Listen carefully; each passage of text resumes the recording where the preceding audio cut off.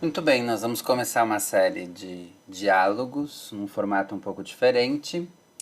E esse primeiro episódio eu vou fazer uma retomada das questões relativas à educação infantil e pandemia. Então, final de 2019 começa um surto do coronavírus na China.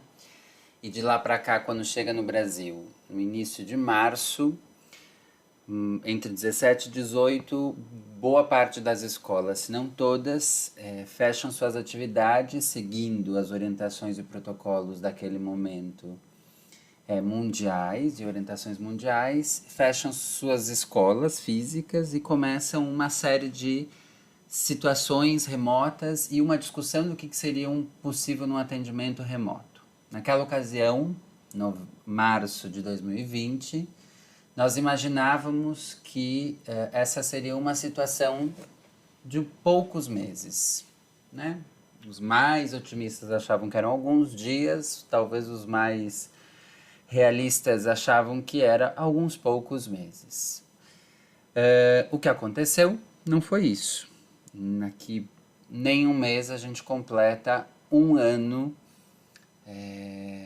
de pandemia e ainda com uma previsão pouco animadora de quando a gente vai poder dizer que vamos estar num outro momento, né? Num momento onde no mínimo 70% da população esteja vacinada e a gente possa ter outros comportamentos sociais. Nesse um ano, eu vou aqui tratar como um ano de março, do início de março até agora, nós fomos descobrindo muita coisa sobre essa doença, a Covid, que não sabíamos lá em março, e foi se desdobrando uma série de questões, né? Se lá em março nós tínhamos que fechar, porque se sabia pouco, o que se sabia é que muita gente, que o contágio dela era muito grande, que muita gente estava vindo a óbito por conta da Covid. Nós fomos entendendo e descobrindo, tendo informações a partir dos estudos que foram feitos em diversos países, de um lado tentando achar soluções como vacina e de outro para entender a doença e as consequências dela e de outra forma, por um outro lado, como é que socialmente a gente pode se organizar com esse vírus. No final do primeiro semestre, mais ou menos em junho, começou-se a entender que em junho de 2020, que o coronavírus se prolongaria, né? Que essa situação com a pandemia se prolongaria. E passou-se a entender, portanto, que nós tínhamos que rever e pensar como é que nós iríamos atender as crianças que naquele primeiro semestre haviam ficado em casa. E aí aqui eu vou tratar mais especificamente da educação infantil por todas as suas particularidades, mas especialmente porque é o meu campo. Começamos uma série de discussões, quando falo começamos, eu estou falando da minha parte, mas da parte de muitas pessoas também, começa-se uma série de discussões refletindo a possibilidade, então, de um retorno. Naquela ocasião, mais ou menos em junho, nós já tínhamos inclusive entendido sobre protocolos. Nos meus perfis, eu mesmo fiz uma série de lives discutindo com diversos profissionais para a gente entender ou tentar entender o que envolveria pensar num possível retorno.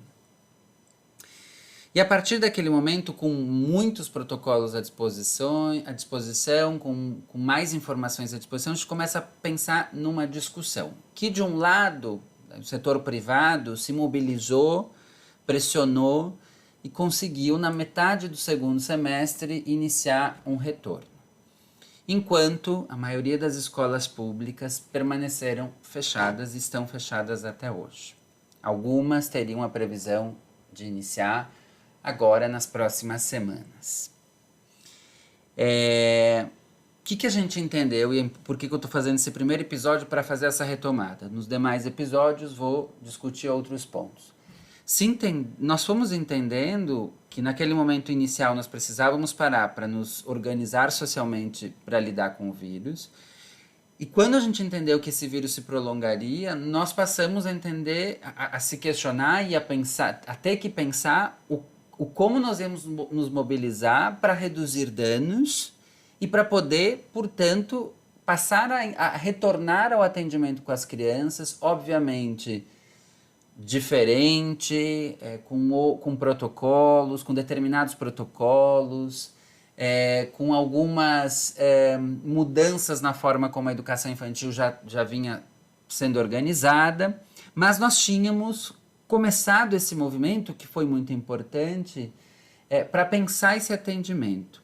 Quando a gente olha agora, fevereiro de 2021, para trás, a discussão ficou uma discussão, sobretudo no segundo semestre, muito polarizada, de um setor privado pressionando por um retorno e um setor público pressionando, dizendo que esperava a vacina para poder retornar.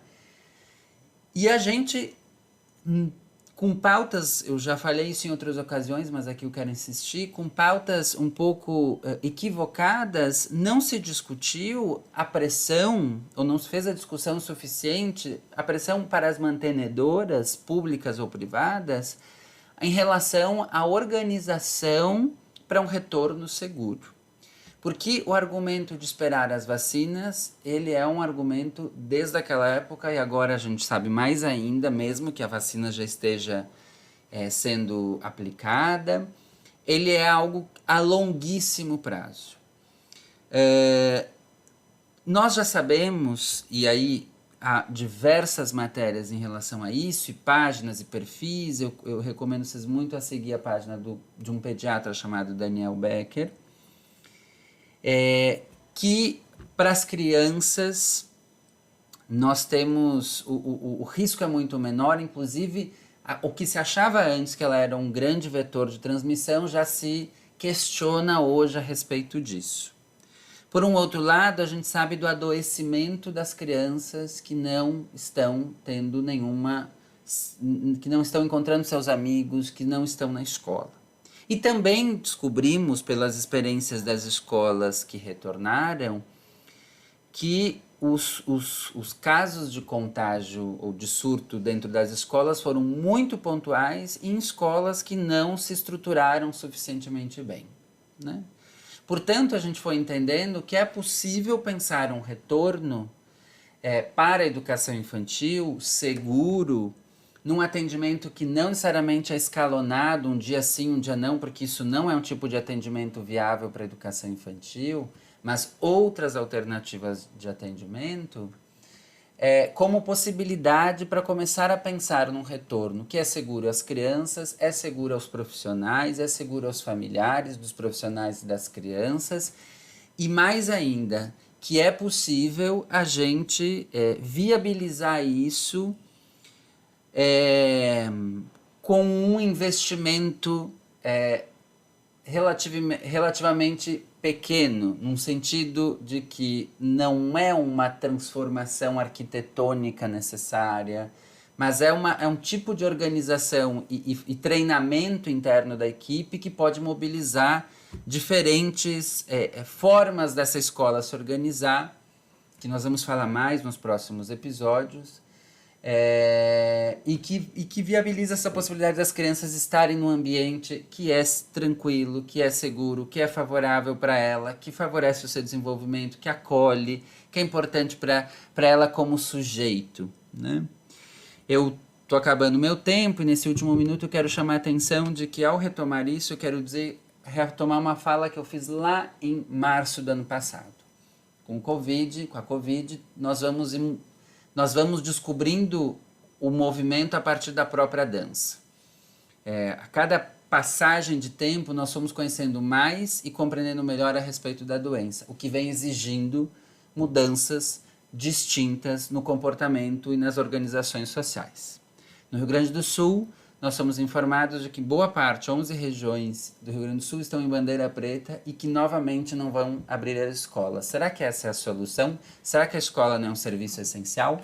Falamos mais no próximo episódio.